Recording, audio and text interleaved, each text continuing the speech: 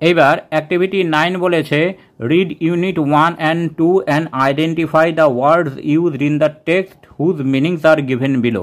অর্থাৎ নিচে যে শব্দগুলো লেখা আছে এর একই অর্থযুক্ত শব্দ আমাদের বই থেকে টেক্সট থেকে খুঁজে বের করতে হবে। বেবি অফ উলভস অর্থাৎ নেকড়ে বাচ্চা, এটার মিনিং হবে কাব। তারপর হচ্ছে ডুয়োরওয়ে অর্থাৎ চৌকাঠ, এটা হবে এন্ট্রান্স। তারপর হচ্ছে ডিজায়ার টু হার্ট অর্থাৎ আঘাত করার ইচ্ছা, এটা হবে মিসচিফ। তারপরে speaking in a way that was difficult to hear, এমনভাবে কথা বলা যেটা শুনতে অসুবিধা হয়, এটা হবে মাটারিং অর্থাৎ বিড়বিড় করে কথা বলা। এইবার অ্যাক্টিভিটি 10-এ সিমিলি অর্থাৎ একই রকম জাতীয় কোনো জিনিস যখন আমরা তুলনা করি তখন যে তুলনা বা কম্প্যারিজন আমরা করি সেটাকে আমরা সিমিলি হিসেবে বলে থাকি। তার কিছু উদাহরণ এখানে দেওয়া আছে, সেগুলো দিয়ে বাক্য রচনা করতে হবে। চলো শুরু করা যাক। প্রথমে আছে অ্যাজ হোয়াইট অ্যাজ স্নো অর্থাৎ বরফের মতো সাদা, এটা দিয়ে বাক্য করা যেতে পারে she has worn a sari as white as snow, সে একটা শাড়ি পরেছে যেটা বরফের মতো সাদা।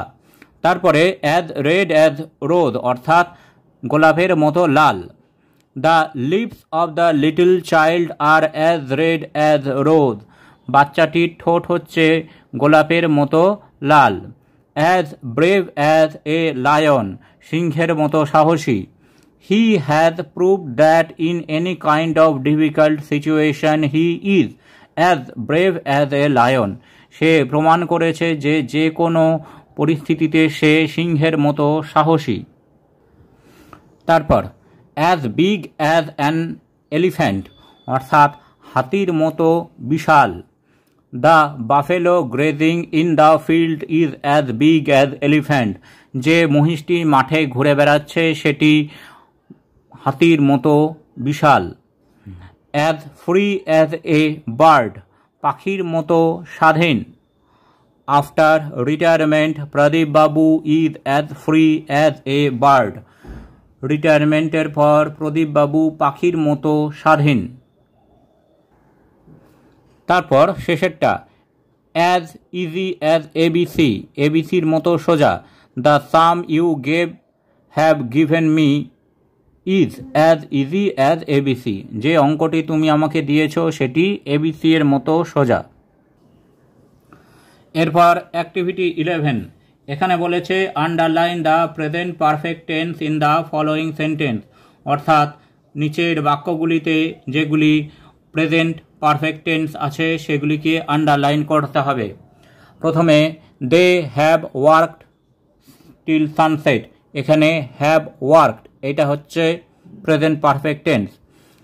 B he has gone to sleep, এখানে হ্যাজ গন এটা হচ্ছে present perfect tense. The actor has received the award, এখানে হ্যাজ রিসিভড হচ্ছে present perfect tense. Sher Khan and Tabaqui have been unsuccessful, এখানে হ্যাভ বিন হচ্ছে present perfect tense. Baloo has supported the wolves, এখানে has supported হচ্ছে present perfect tense. Present perfect tense ও past perfect tense সম্বন্ধে আরও ভালো করে জানার জন্য তোমরা এই চ্যানেলে গ্রামারের যে লার্নিং ভিডিওগুলো আছে সেখানে তোমরা খুঁজে পেয়ে যেতে পারো। এবার অ্যাক্টিভিটি 12-তে বলেছে কিছু ভার্ব দেওয়া আছে, সেই ভার্বগুলো দিয়ে প্রেজেন্ট পারফেক্ট টেন্সে একটি করে সেন্টেন্স বা বাক্য লিখতে হবে। প্রথমে আছে ফিনিশ, শেষ করা। I have finished my homework in time. Hear, শুনতে পাওয়া। My mother has just heard the bad news. Lead, নেতৃত্ব দেওয়া। The actor has led the total programme successfully. Take, নেওয়া। She has taken her tea in the morning. Come, আসা। He has come back home from tuition. Show দেখানো। My brother has shown me his drawing. Shine উজ্জ্বল। The sun has shone brightly the whole day. এইবার activity 13, এখানে বলেছে make sentence with past perfect tense of the following verb. নিচে যে ভার্বগুলো আছে সেইগুলি দিয়ে পাস্ট পারফেক্ট টেন্সে বাক্য বা সেন্টেন্স লিখতে হবে। রান মানে দৌড়ানো। The tiger had run after the deer. Begin শুরু করা। Runa had began her preparation for the Puja. Call ডাকা। Raj had called me from a long distance. Watch দেখা। Rivu had watched the world cup football matches. Play খেলা। Our team had played very badly so we lost the match. তারপরে drop ফেলে দেওয়া। The student had dropped the pencil out of nervousness. আর শেষে burn পুড়িয়ে ফেলা।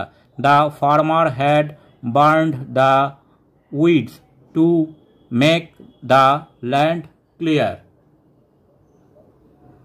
Activity 14 বলেছে choose the correct option of the given verb. যে ভার্বের অপশানগুলি আছে তার মধ্যে যেটি সঠিক হবে সেটি লিখতে হবে। The Jekyll found a bone to eat as the wolves, এখানে হবে had eaten everything. Father wolf এর পর হবে have woken up at 7 in the morning। Bagheera and Baloo, এটা হবে had supported the demand of the wolf family. তারপর D, I have finished my task well before the scheduled time. তারপর E, Mary Kom had won a bronze medal in the London Olympics. এবার দেখো activity 16 অর্থাৎ 16 একটি ছোট story বা গল্পের hints দেওয়া আছে। সেই স্টোরিটা আমরা এখানে একবার দেখে নিই। স্টোরিটার নাম আমরা দিতে পারি the hare and the tortoise. Hare মানে খরগোশ, টর্টোয়াইজ মানে কচ্ছপ। একটি খরগোশ এবং একটি কচ্ছপ। Once a hare was very proud of his speed. একদা একটা খরগোশ ছিল যে তার গতিবেগ নিয়ে খুব গর্ব করত। One day he challenged a tortoise to run a race.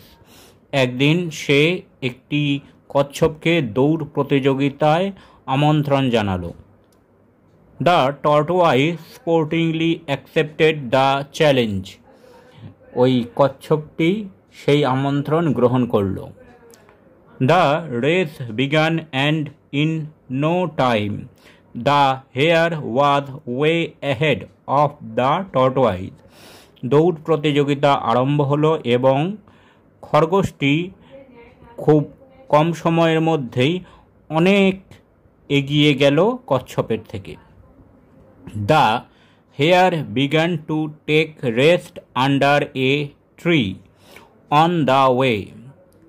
খরগোশটি তারপর একটি গাছের নিচে বিশ্রাম নিতে শুরু করল। Soon he fell asleep. খুব তাড়াতাড়ি সে ঘুমিয়ে পড়ল। The tortoise on the other hand kept on running till he reached the finishing point.